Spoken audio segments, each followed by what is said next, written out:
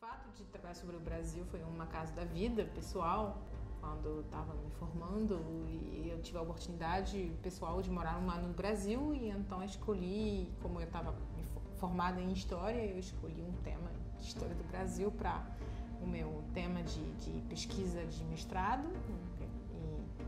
E então acabei gostando muito, porque é uma história muito pouco estudada na França, no ensino secundário e até na faculdade, e a América do Sul em geral, a história da América do Sul e do Brasil em particular.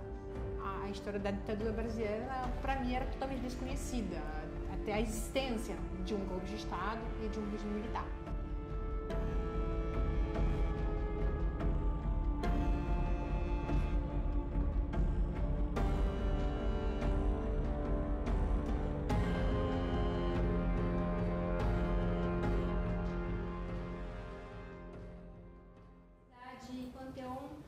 Sorbonne, e a tese dela foi publicada em português nas melhores livrarias pela Zahar, e foi publicada também em francês, e foi publicada em 2012, e em 2013 ela recebeu o prêmio Thomas Skidmore da Biblioteca Nacional do Brasil, e a obra dela então está sendo publicada também em inglês. Então, de maneira que vocês podem ler o livro dela nas 3 línguas, né, que é um livro sobre a política nos quartéis. Então, eu não vou falar muito do conteúdo, porque é exatamente esse o tema sobre o qual ela vai falar essa noite. Então, eu vou apresentar aqui 2 pesquisas distintas, uma concluída e outra ainda em curso. A primeira é a pesquisa que eu fiz durante 5 anos, que foi a minha tese de doutorado e que foi publicado em 2 livros que a Mariana apresentou, que trata de mobilizações e de protestos de jovens oficiais, geralmente de direita ou de extrema-direita, durante a ditadura militar, nos anos 60 e 70, um corrente militar que a gente chama geralmente de linha dura da ditadura militar.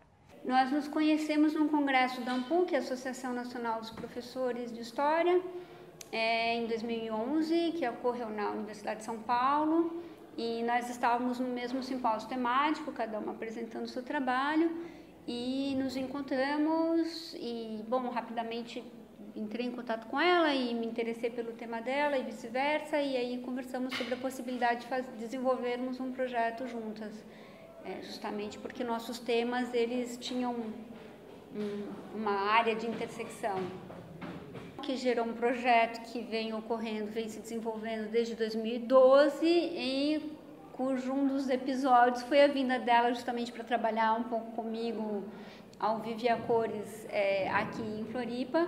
E aí, como ela vinha para cá, eu achei que seria uma excelente oportunidade para ela, enfim, se apresentar no PPGH e conhecer os colegas a conhecessem também. E até porque é uma historiadora, uma brasilianista que tem livro publicado no Brasil, na França. Agora ela está escrevendo um livro sobre o Brasil para ser publicado na França. Então, é uma pessoa que merece ser conhecida, né? Como num país onde os militares não fazem política, estourou um golpe militar, se instalou e existiu durante 21 anos um poder que foi essencialmente militar, apesar de ter sido assessorado por numerosos civis e apoiado por uma parte notável da população. Como forças armadas coletivamente marcadas pelo apolitismo obrigatório, puderam exercer tanto tempo poder nesse país. Durante a ditadura, o debate, em uma palavra apolítica, se disputou entre um punhado de generais de 4 estrelas, geralmente do Exército. Esse punhado de generais, uns 20, vocês conhecem os nomes deles.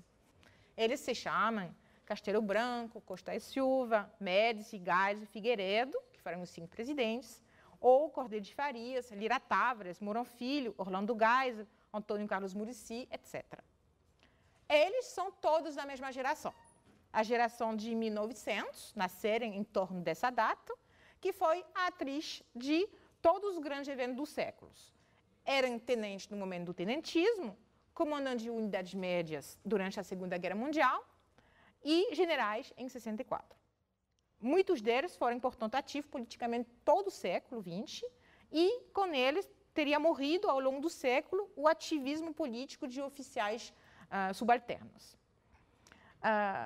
Então, não se pode mais dizer exatamente, não se fala na historiografia que durante a ditadura os militares não faziam política. Mas permanece a ideia, na maioria dos estudos produzidos sobre o tema, que a grande maioria dos militares, os menos graduados, não faziam política.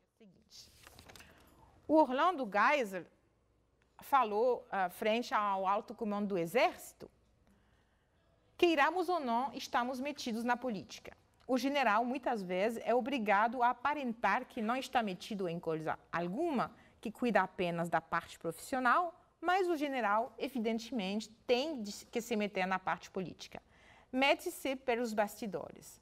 Capitão, major, coronel e o próprio general de brigada devem deixar de fazer política. Política é só nos altos escalões. Comandante de exército faz política. Faz menos que eu, ministro, faço. E eu menos que o presidente. Mas faz política. É preciso dar a impressão que nós não estamos cogitando da política. Em outros termos, Orlando Geisel confessa que o apolitismo militar é um ideal, uma obrigação disciplinar, uma expectativa institucional, mas não necessariamente um comportamento generalizado. Isso é uma primeira falha grande no discurso do apolitismo militar. Isso justificava, para mim, o fato de se interessar ao pano de fundo do poder militar, aos oficiais subalternos e superiores, mas também aos generais marginalizados pelo sistema e aos civis envolvidos em mobilizações de militares. Em outros termos, há oficiais cujos nomes, a diferença dos que eu citei mais cedo, vocês não conhecem. Ficou no meu foco essa jovem oficialidade golpista e suas ramificações. A extrema-direita militar foi um interesse intelectual, o fato de fazer a constatação que na literatura sobre o tema aparecia essa figura dos jovens oficiais, mas nunca estavam estudados, não tinham nomes, não tinha ações precisas, não falava. E então eu quis ir atrás de fontes para saber quem eram e por que tinha sido esquecidos também no Brasil. O fato de escolher essas figuras também eu acho que foi um desejo pessoal de estudar pessoas muito diferentes de mim. Porque eu sou mulher, porque eu sou civil, porque eu sou de esquerda. Eram pessoas totalmente distantes de mim.